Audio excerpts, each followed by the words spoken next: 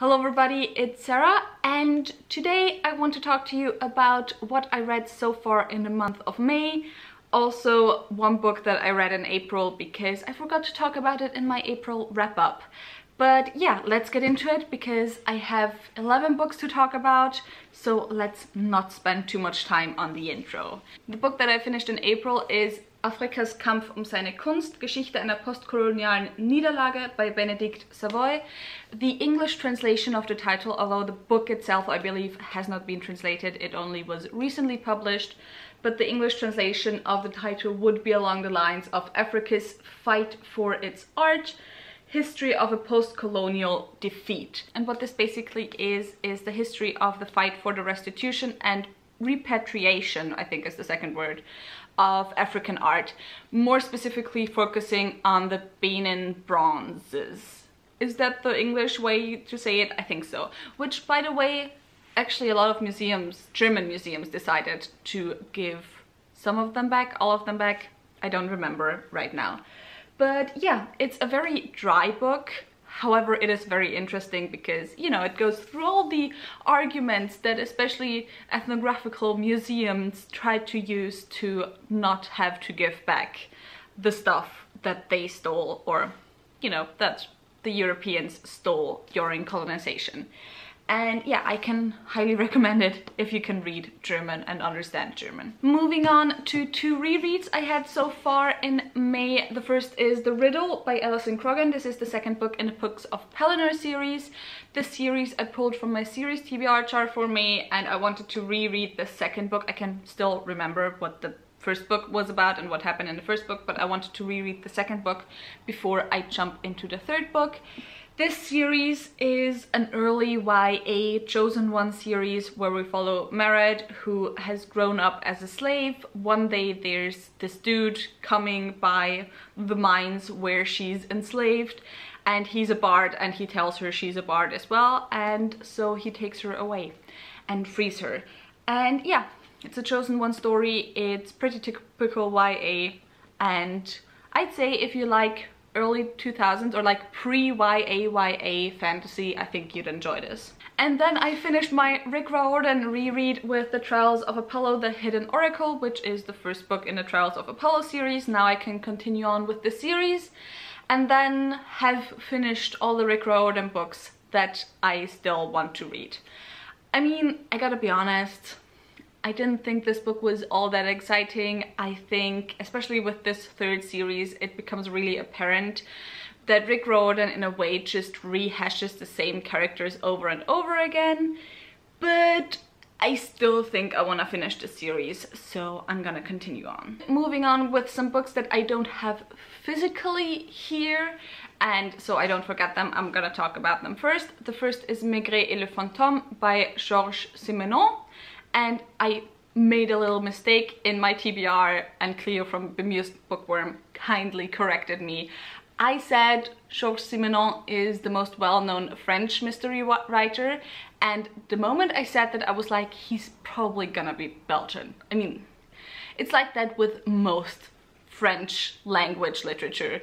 But I was like, you know, French can mean the language as well as the nation. It's fine. But no, I'm gonna correct myself. It's a Belgian author. And I can't say anything about the book. It's a mystery book, but I honestly hardly understood anything. So yeah, I read it in French, by the way. I hardly understood anything, which with mysteries is kind of, you know, not that great, generally speaking, because you gotta like get the clues. So yeah, it's fun. I think it's a fine book. I mean, there must be a reason why he's so well known, so yeah. The second book I don't have physically here that I want to talk about is Alcatraz versus the Shattered Lens, which is the fourth book in the Alcatraz versus the Evil Librarian series by Brandon Sanderson. This is his middle grade kind of urban fantasy series following a family of people who have talents, and these talents are very weird. For example, our main character has the talent to break things. Then his grandfather has the talent to always be late. Then he has some cousins whose talent is to be bad at mathematics. Another talent is to get lost constantly. So yeah, it's just a fun little middle grade series. It's the series that Brandon Sanderson used a lot to, you know, loosen up his writing in between. And you can kind of recognize that it's definitely not as polished as a lot of his other books are, but it's still fun. It's fun to read.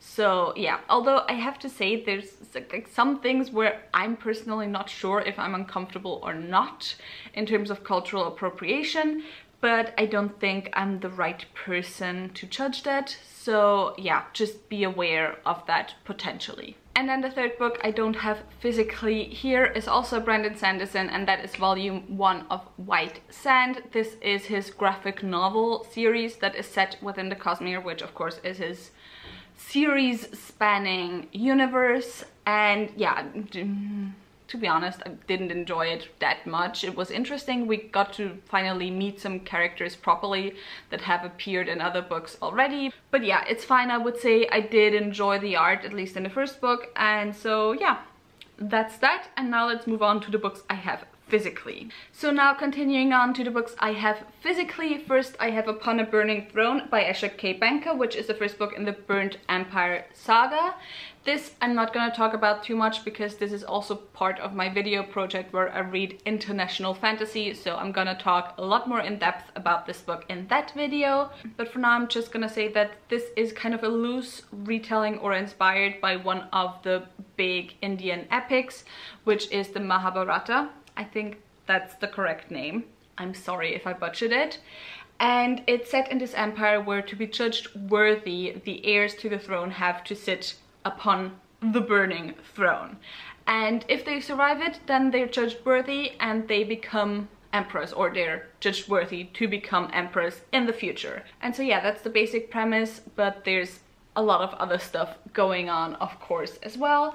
And I did really enjoy it. I thought it definitely read differently than any Western fantasy that I have read so far, even though this was specifically published for a US American market. But yeah, I enjoyed it. Not my favorite fantasy of all time, but I did enjoy kind of reading a different take on an epic fantasy. So yeah, but you'll get to know more of my thoughts once the whole video is out, which again won't be for a few months probably. Then I read Before They Are Hanged by Joe Abercrombie, which is the second book in the First Law trilogy, or the first Law trilogy. I read The Blade itself last month and I enjoyed the second book a lot more. Again, I won't talk too much about this book because I do intend to film a review once I'm done with the 3 books. But this series is basically, it's called grimdark fantasy, but in my opinion it's not really grimdark fantasy. It's just really bloody, but it's also really funny. It's way too funny to be grimdark fantasy. It's not depressing enough to be grimdark fantasy. But anyway, it's called grimdark fantasy because it's very bloody and you basically follow a bunch of characters who are absolutely despicable and horrible, but who you somehow just really end up falling in love anyway, except for one character. One character can go choke. But yeah, I really enjoyed the second book a lot. There are some problems that I have with this that are just general problems that I have with early high fantasy, like not early high fantasy, early 2000s high fantasy, pre-2010 high fantasy. And this makes use of a very specific trope that is very common in pre-2010 fantasy, which is, you know, the evil people that are obviously inspired by Middle Eastern cultures. So yeah, that's a little bit of a for me. That's the one thing that kept this from being a 5-star book. But otherwise, I did really enjoy this. The best sex scene I have ever read is in this book. It's so good. So good. And probably not for the reasons you think that I think it's good. But yeah, it's just a lot of fun. But yeah, so I did really enjoy this. I'm excited to get to the 3rd book in June and then continue on with the rest of Joe Abercrombie's First Law books. Then I also read Die Vermessung der Welt by Daniel Kehlmann. The English translation of this title is Measuring the World, and this was one of the pulls from my physical TBR chart for May. This is a historical fiction story of the life as well as a fictional meeting between two scientists of the 19th century. I think both lived in the 19th century, although I'm not sure if, you know, they lived at the same time anymore. I'm not exactly sure of the actual historical timeline. But one of the two scientists is the mathematician Carl Friedrich Gauss, and the other one is Alexander von Humboldt. I don't know what to call him in English, but he basically went on a lot of expeditions, especially to South America. And so, yeah, I wasn't the biggest fan of this book. To be honest, I didn't particularly like the writing style. Like, there was almost no, maybe there was even no direct speech. Then also you had the part of Alexander von Humboldt's life where he went to South America, and so of course there were some scenes where it was like, this kind of makes me feel a little bit iffy. And yeah, but you know, I read it finally. It was on my required reading list in high school, and I decided to finally finish that list and work myself through those books now that I'm an adult, and I can maybe judge them a little bit more objectively and not just, you know, on the level of me being like, I have to read this for school, this makes it really boring. So yeah, this wasn't my favorite of that list. And then the last two and a half books I want to talk about are Kingdom of Gods and The Awakened Kingdom by N.K. Jemisin. Kingdom of Gods is the third and final book in the Inheritance trilogy, and The Awakened Kingdom is a novella that's connected to the trilogy.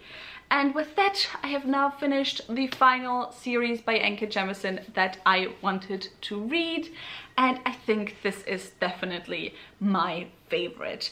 I enjoyed it so much. It's set in this world where gods walk among mortals. However, at the beginning of the first book, those gods are enslaved by the ruling family. And so, you know, there's a lot of shenanigans, a lot of fun, a lot of tension going on, and just, I love it so much. I already have my review, or it's better to say my gush, film. I don't exactly know when I'll get around to scheduling it and uploading it, but you'll definitely be able to look forward to that in the next few months, hopefully. So yeah, I'm very happy that I finally finished this chunky book and that I can pull it off of my TBR, because, you know, it was a little bit intimidating getting into this.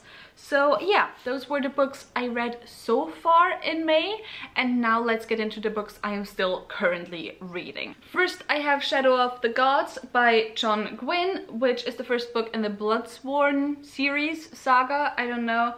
I'm enjoying it so far. I'm a little bit more than halfway through the book.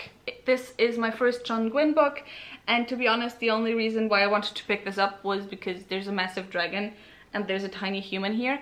However, there haven't been any dragons so far in this book, and if there aren't gonna be any dragons in this book, I'm going to be very disappointed. Then I continued on with the books of Pelennor, with the third book, The Crow. I am also a little bit more than halfway through this one. In this one, we now follow a different character from the first two books. We follow the brother of the main character, and I gotta be honest, I'm a little bit less interested in this book compared to the first two. So yeah, we'll see what I think of it once I am done with this. Then I am about 250 pages away from finishing A Memory of Light by Robert Jordan, which is the last book in the Wheel of Time series, which means in 250 pages I will be done with this series, and I am so excited for this. This book so far has been so incredibly boring. Like, if you care for the characters, I can understand why you'd like this as a last book, but I gotta be honest, I cannot wait to be done.